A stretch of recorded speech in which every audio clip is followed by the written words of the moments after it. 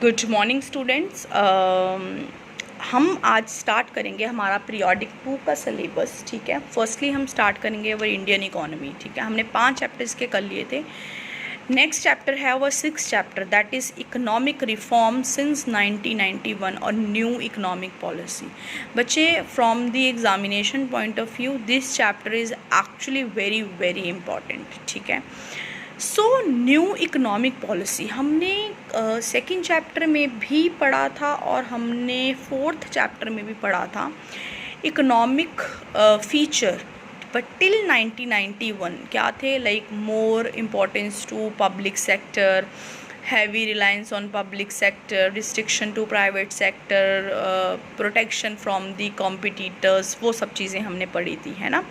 Promotion of small scale industries. अब उसके बाद एक 1991 में रिफॉर्म्स लेकर आए, इकोनॉमिक रिफॉर्म्स, जो बेसिक रिफॉर्म्स हैं, दैट इज़ एलपीजी आया था 1991 के बाद से।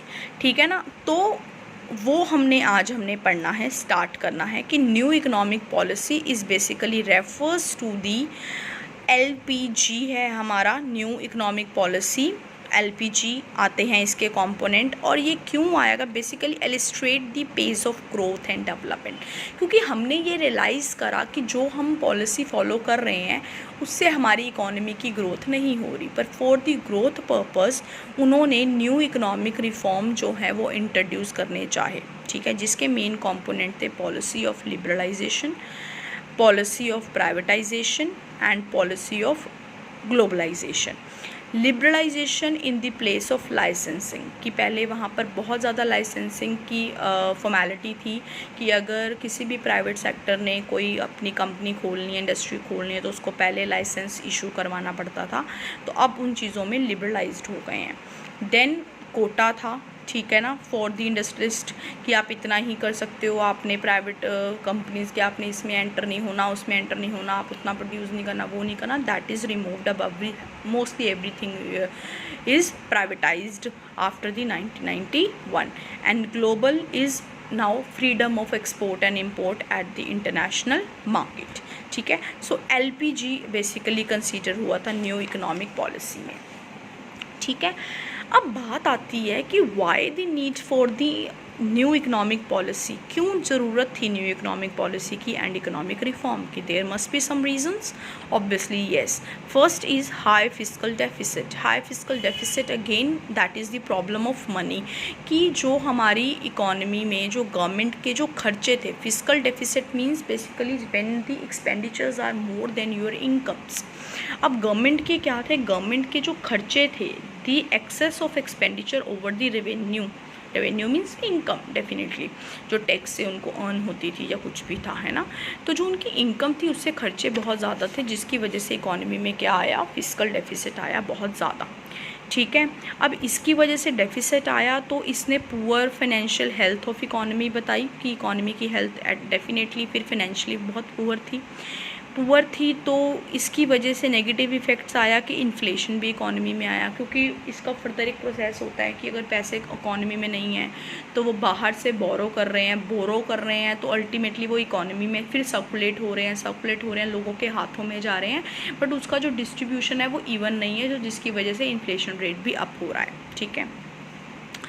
ठीक है, उसके बाद obviously lower faith of international institutions. फिर जब इकॉनमी हिली पड़ी है ना, उसको फाइनेंशियली वो स्ट्रॉन्ग नहीं है, तो अदर भी जो बाहर के वर्ल्ड बैंक भी हैं वो भी इतना ट्रस्ट कैसे करेंगे, है ना। बोलेंगे कि पुराने लोन्स इनसे नहीं हो रहे हैं अब, तो आगे कैसे ये मतलब और लोन्स को पूरा करेंगे। ये सारी प्रॉब्लम बेसिकली फेस होने लग गई।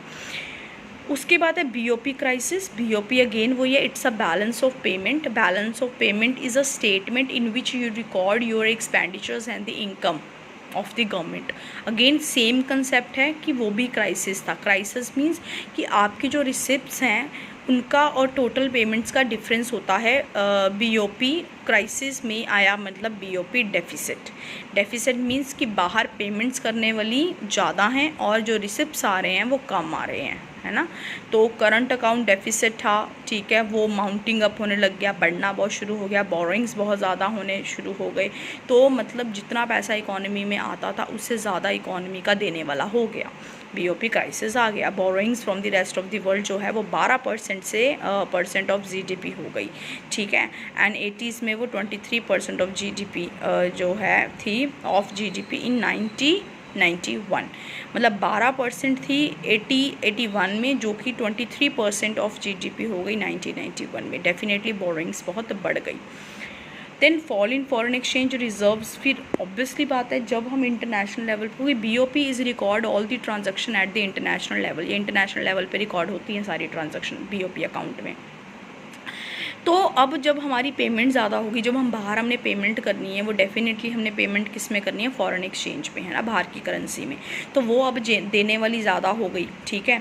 तो वो जब बाहर जाने लग गई तो हमारे रिजर्व्स में से हम निकालने शुरू हो गए, क्योंकि पेमेंट्स हमारी आ नहीं रही थी बट हमने देने वाली हो गई, तो हमने वो रिजर्व्स अपने क्या कर दिए, हमने रिजर्व से निकालने शुरू कर दिए। Exchange fall to such a low level that these were not enough to pay for an import bill, कि जो वो इम्पोर्ट कर रहे हैं उन ऑफ इवन 10 डेज़, कि 10 डेज़ में भी हम उनको पे कर नहीं पा रहे थे। तो सिचुएशन जो कैसी आई वो बहुत एक बुरी और सीरियस सिचुएशन हो गई।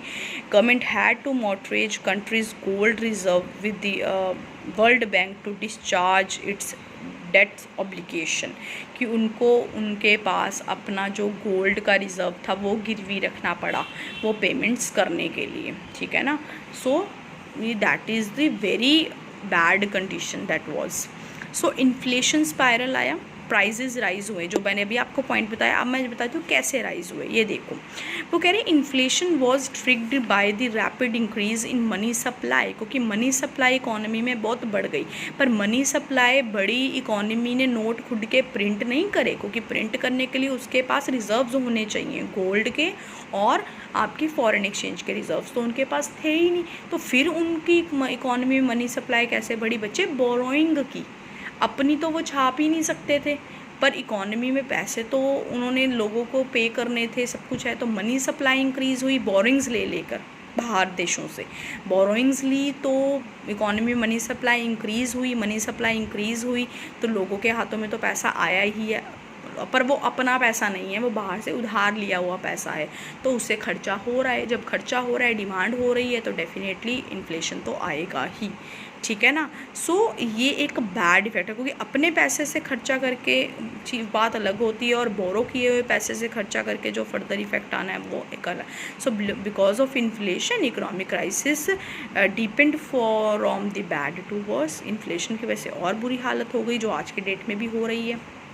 Then poor performance of public sector undertaking, कि due to corruption we know that, हमने थोड़ा सा वहाँ पे भी ये नेगेटिव इफेक्ट में पढ़ा था कि ये पब्लिक सेक्टर है वो अल्टीमेटली किसकी तरफ लीड होता है, वो अपने वर्क को प्रॉपरली नहीं करते हैं, तो इन्फ्लेशन करप्शन की वजह से वो उनकी परफॉर्मेंस जो है वो बहुत ही ज़्यादा बुरी हो रही है।